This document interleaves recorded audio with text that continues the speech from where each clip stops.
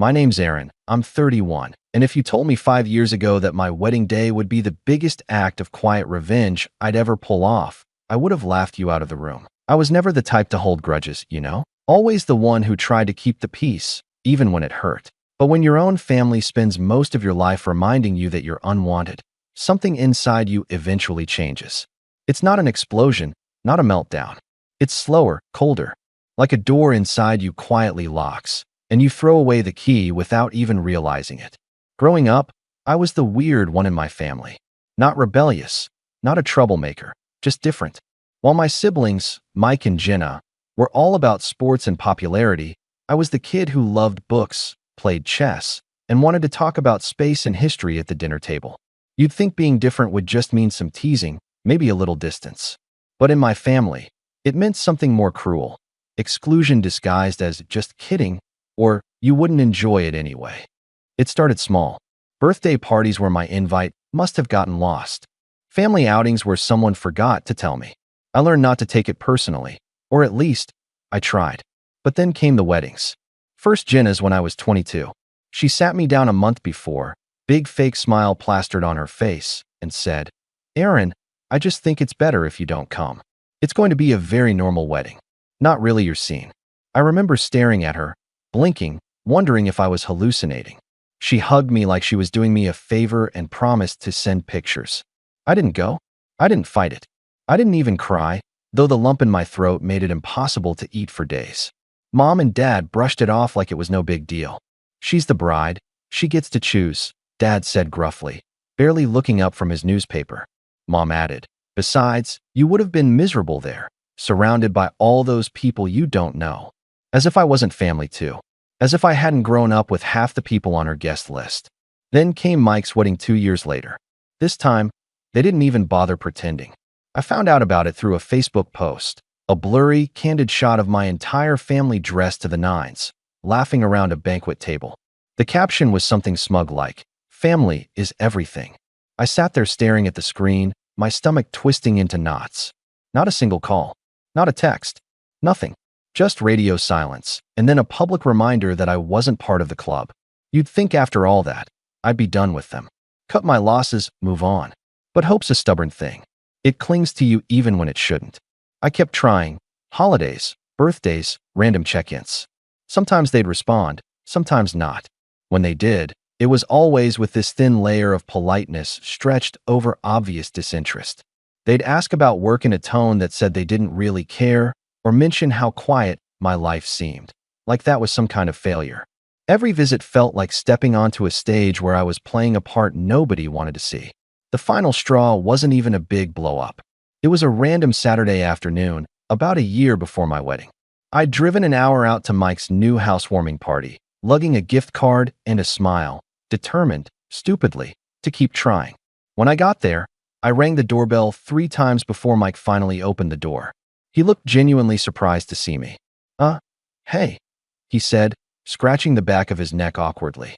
I mean, Mom said you probably wouldn't show." "I'm here," I said, forcing a grin. "Brought you a little something." He took the gift card like it was a bomb about to go off. Inside, the house was packed. Laughter, music, the smell of barbecue. I recognized faces, people I'd grown up around, but no one really seemed to recognize me. Or maybe they just didn't care. I mingled for a bit, trying to make conversation, but it was like shouting into a void. People gave me polite smiles, and then turned back to their real conversations. I felt like an outsider at my own family's gathering. The kicker? Later that night, someone, I think it was Jenna, half drunk and slurring her words, laughed loudly across the yard and said, "Well, at least Aaron didn't ruin anything today. Must be a new record." The whole table burst into laughter. I stood there, frozen, the plastic cup in my hand cracking under my grip. No one defended me. No one even looked guilty. It was just another joke at my expense, another reminder that in their eyes, I was a burden, a punchline. That was the night I decided I was done. Not loudly, not dramatically. I didn't storm out or make a scene. I just left, slipped out the side gate while they were busy laughing, drove home in silence, and deleted the group chat from my phone without another thought. Fast forward a year later, and something amazing happened. I met Lisa. She was everything my family wasn't. Warm, kind, actually interested in who I was as a person. She loved my nerdy facts, my quiet nature, my bad puns. For the first time, I felt seen. Truly seen. When I proposed, she said yes with tears in her eyes, and we started planning the wedding almost immediately. We both agreed we wanted it to be small, close friends, chosen family, people who actually cared about us. As we sat one night with our guest list spread out in front of us, Lisa hesitated. "What about your family?" she asked gently. "Do you want to invite them?" I thought about it. I really did. Thought about extending an olive branch, about how weddings are supposed to bring people together.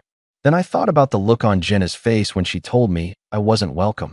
The smug Facebook post. The drunken jokes.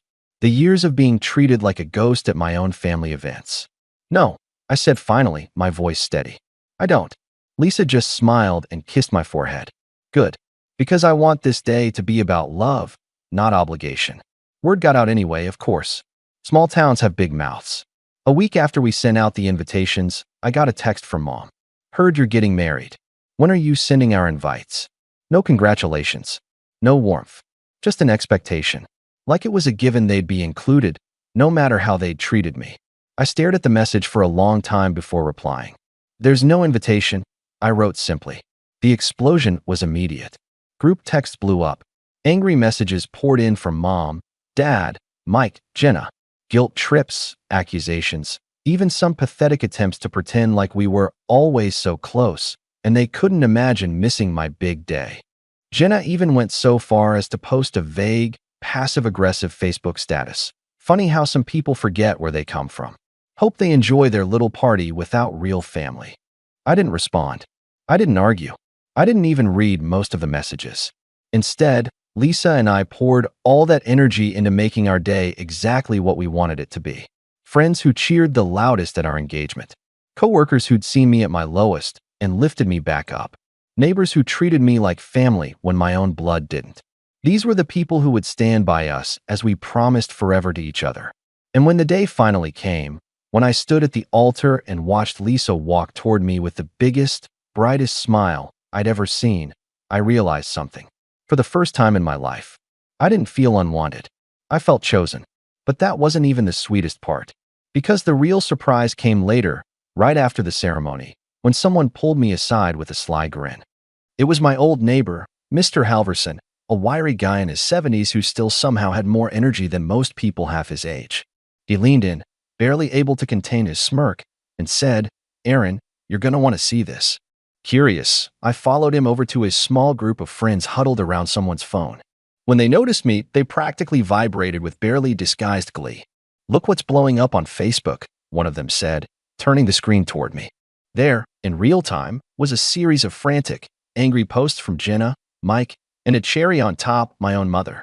Status after status complaining about how selfish I was, how family means forgiveness, how no matter how someone hurts you, blood is blood, and you shouldn't turn your back. It was pure, messy, public meltdown gold. Jenna's post was the most dramatic.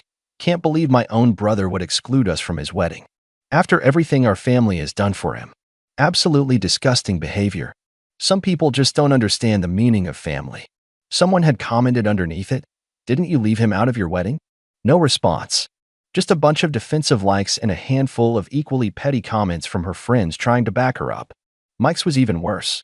"Guess Aaron forgot who helped raise him. Maybe he'll remember when he's all alone someday." Another commenter responded, "You didn't invite him to yours, right? Sounds like karma to me." Mom's post was the most pathetic of all. A blurry photo of a family gathering, an old one, years ago, with a passive-aggressive caption, "Some people forget who loved them first." Loved me? I almost laughed. When have they ever really loved me? I could feel the eyes of my friends on me, waiting for some reaction, maybe anger, maybe sadness. But I just shook my head and smiled. Because standing there, with Lisa's hand slipping into mine and our wedding party laughing and cheering behind us, it finally hit me. I didn't owe them anything. I wasn't the lonely, desperate kid anymore, begging for a seat at their table. I had built my own table, my own life, my own family, and they weren't welcome at it. The reception went on like a dream after that. We had rented this cozy little vineyard just outside of town, and the weather was perfect, the kind of sunset you only see once in a lifetime, gold and pink spilling across the sky like someone had painted it just for us. Lisa and I danced under fairy lights while our friends cheered and toasted and sang way too loudly. The cake was a little crooked, the playlist skipped once or twice, and someone spilled a drink all over the dance floor. It was perfect. Still, the drama wasn't over. Not by a long shot. The next morning, I woke up to my phone vibrating so hard it fell off the nightstand. Dozens of missed calls. Voicemails. Texts. At first, I thought maybe, just maybe, they'd finally cooled down. Maybe they wanted to apologize, to make amends. But when I opened the first voicemail, it became crystal clear that wasn't the case. Mom's voice, tight and cold. "Aaron, you need to call me back immediately. I don't know what you think you're doing, but you're going to regret cutting off your family. You'll see. No one else will ever love you like we do." Another one from Jenna. "Congrats on your sad little party. Hope it was worth it, traitor." Mike's was the cherry on top. Just a long sigh, followed by, "You'll come crawling back one day. You always do." I sat there on the edge of the bed, listening to them one after another while Lisa slept peacefully beside me. Every angry word, every guilt trip, every threat, it all rolled off me like water. It didn't hurt anymore. It didn't even sting. It just sounded pathetic. I could have replied. Could have sent a long, scathing message. Could have ranted and raved and told them exactly what I thought of them. But instead, I did the one thing they never could stand. I ignored them. I blocked every number. Deleted every message. Shut the door permanently this time. Later that afternoon, Lisa and I sat on the back porch of our rental cabin, watching the sun sink behind the hills, sipping cheap champagne straight from the bottle. She leaned her head against my shoulder and whispered, "Any regrets?" I thought about it for a second. "Nope," I said, squeezing her hand. "None at all. Because in the end, they were right about one thing. Family is everything. But sometimes, you have to choose the right one." And I had. It didn't take long for the silence to get under their skin. For the first few days after the wedding, it was just noise, angry voicemails, furious Facebook posts, passive-aggressive texts sent at all hours of the night. I ignored them all, choosing instead to sink into newlywed life with Lisa. We slept late, explored little towns hand in hand, and laughed about stupid things like how I always lost the hotel key and how she could never finish a cup of coffee before it went cold. It was peaceful. It was exactly what I had fought so hard to find. But apparently, peace was something my family couldn't handle, not when they weren't in control. The first shift came about a week later. The text from Mom changed tone. Less rage, more desperation. "Family should stick together. Call me. We're still your parents. We deserve to be part of your life. Think about how hurt we are, Aaron. After everything we did for you." Still no apology. Still no acknowledgement of what they had done. Just this twisted, manipulative version of reality where I was the villain for finally walking away. When that didn't work, they doubled down. I got an email from Dad, an actual email, which was hilarious because the man could barely figure out how to unlock his phone without help. It was short, blunt, and painfully transparent. "We're still your legal family. Don't think you can erase that. No love. No regret." Just a reminder that in their minds, family wasn't built on love or respect. It was ownership. Lisa and I joked about it at first. Made up bingo cards for which guilt trip they'd try next. "We're your real family. You're being selfish. You'll regret this someday." It was almost funny how predictable they were. Until they showed up. It was a Wednesday. Mid-morning. I was working remotely from our little living room. Lisa was in the kitchen humming along to some cheesy 90s playlist when there was a knock at the door. Not a normal knock, either loud, frantic, impatient. Lisa froze, spatula halfway to the stove. "Expecting someone?" she asked. I shook my head slowly. A bad feeling settled heavy in my gut. I crossed to the door and peered through the peephole, and sure enough, there they were. Mom, Dad, Jenna, and Mike. All crammed onto the tiny porch like they were posing for some grim family portrait. Mom had a casserole dish in her hands like some awful prop, smiling this stiff, unsettling smile. Dad stood stiff and glowering beside her. Jenna was wearing sunglasses like she was shielding herself from me. Mike looked bored, scrolling through his phone. I didn't open the door. Instead, I cracked the window just enough to hear them. "Hi, sweetheart," Mom called, overly bright. "We thought we'd come by and talk. You know, as a family." Her voice was sweet, too sweet, the kind of sugary tone she used when she was trying to hide the fact that she was furious. "No thanks," I said calmly. "We're busy." There was a beat of silence. "Aaron," Dad barked, stepping closer. "Enough of this nonsense. We're not leaving until you come out here and face your family." Lisa appeared behind me, hand slipping into mine, her face pale. They're not going to just leave, are they? She whispered. No, I said quietly. They're not. I watched as Mom's fake smile faltered. She set the casserole dish down on the porch railing with a loud clunk and crossed her arms. This isn't you, Aaron, she said. You're not this cold, this cruel. Her voice cracked, just enough to make it sound like she was the real victim here. Like years of exclusion, mockery, and dismissal had never happened. You're letting her poison you against us, Jenna chimed in, pulling her sunglasses down just enough to glare at Lisa. That was enough. I opened the window a little wider, met Jenna's gaze head-on, and said, Nobody poisoned me. You did that all on your own. The smile slipped completely off her face. Mike finally looked up from his phone, scowling. Aaron, seriously, he said. Grow up. You're throwing away your real family over. What? Some hurt feelings? Boo-hoo. Lisa tightened her grip on my hand, but I could feel her trembling slightly. Not from fear, from anger. I took a deep breath, keeping my voice steady. You didn't want me at your weddings. You didn't want me at family holidays. You didn't want me around when it actually mattered. So now, you don't get to crash into my life when it's convenient for you. You made your choice a long time ago. Now I've made mine. You'll regret this, Mom hissed. The fake tears were gone now, replaced with naked, ugly rage. You'll regret cutting us out when you have nobody left. I smiled, a real, honest smile, and said, I already have everything I need. And with that, I closed the window. I didn't slam it, didn't yell, didn't make a scene. I just shut them out. For a moment, there was stunned silence outside. Then the banging started, fists pounding against the door. Angry shouts. Lisa backed away, pulling me with her toward the kitchen. Should we call the cops? She asked. I was about to answer when we heard it, a loud crack, like something breaking. And then another. They weren't just yelling anymore. They were trying to force their way in. I didn't panic. Not because I wasn't scared. Trust me, my heart was pounding so hard I could hear it in my ears. But because something inside me had shifted. The part of me that used to freeze, to beg, to hope they'd change, it was gone. Burned out. I looked at Lisa, who was clutching my hand so tightly her knuckles were white, and I realized this wasn't about fear anymore. It was about making sure they never got the chance to hurt me again. Call the police, I said, voice low and even. Lisa didn't hesitate. She grabbed her phone and ducked behind the kitchen counter. I stayed where I was, standing firm between her and the door, even as the banging grew louder, more frantic. We're not leaving without you, Aaron. Dad roared from outside, his voice hoarse with rage. You're going to talk to us. Another loud bang. The door shuddered in its frame. I could hear Mom screeching something about ungrateful little traitors and Jenna cursing under her breath. Mike, true to form, was the loudest, shouting threats about how I'd regret this, about how nobody else would put up with me once Lisa realized what a loser I was. I didn't respond, didn't even flinch. I just stood there, breathing slow and steady, until I heard the sweetest sound in the world, the distant wail of sirens. The banging stopped almost immediately. I moved to the window, just in time to see Mom snatching the casserole dish off the porch, like that was somehow going to save face, while Dad barked at Mike and Jenna to act normal. They scattered, trying to pretend they were just standing around, casually chatting like they hadn't been trying to break down my door 30 seconds earlier.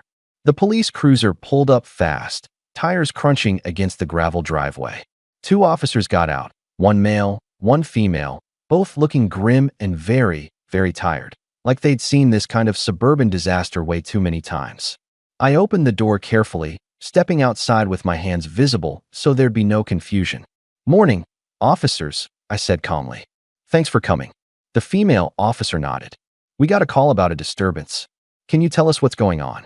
Before I could answer, Mom rushed forward, casserole dish still clutched in her hands like a ridiculous shield. This is our son, she gushed, all fake tears and trembling voice. We're just trying to talk to him. He's been brainwashed by her. She jabbed a finger toward the house where Lisa was peeking out from behind the curtain, and now he thinks he can just cut off his family. The officer blinked, unimpressed. So you were trying to force entry into the home? No, Mom gasped. We were just… He wouldn't open the door, and we needed to. We needed to talk. Dad stepped up, looming like he always did when he thought intimidation would work. We have a right to see him. He's our son. The male officer sighed, pulling out a small notebook. Sir, It doesn't work like that. He's an adult. You have no legal right to enter his home without permission. If you continue to harass or threaten him, he can press charges. The color drained from Mom's face. Jenna started muttering under her breath. Mike actually had the gall to roll his eyes like he was the one being inconvenienced. I took a deep breath and said, loud enough for all of them to hear, I want to press charges for trespassing and attempted forced entry. And I want a restraining order. For the first time all morning, the whole porch went completely silent. Mom's mouth dropped open. Dad's face turned an alarming shade of red. Jenna's sunglasses slipped down her nose, and Mike actually took a step back like he couldn't believe what he was hearing. You don't mean that, Mom stammered. Aaron, we're family. The word, family, snapped something clean in me. Not with anger. Not with grief. Just finality. I looked her dead in the eyes and said, no, we're not. Not anymore. The officers separated us after that. Took statements. Asked questions. Lisa came out eventually, holding my hand the entire time, steady and solid as a rock. My family kept trying, begging, pleading, threatening.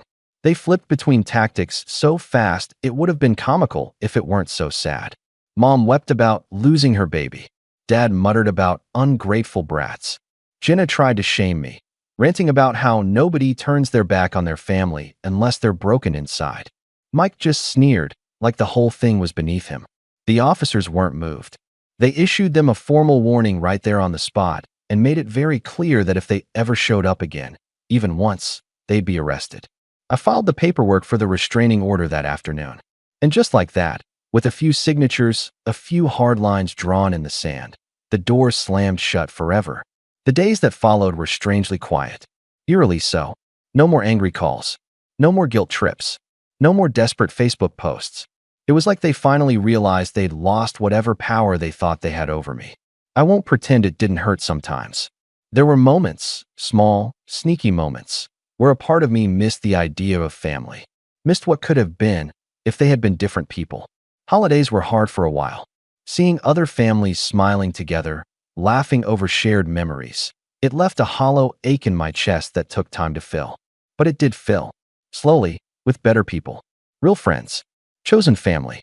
People who didn't love me because they had to, but because they wanted to. People who saw me for who I was and stayed. Lisa's parents, who welcomed me like a second son without a second thought. My coworkers, who threw us a surprise post-honeymoon party with a cake that said, "Welcome to your real family." Neighbors who dropped off casseroles and homemade cards when they heard about the restraining order, not because they pitted us, but because they respected the choice to cut out toxicity.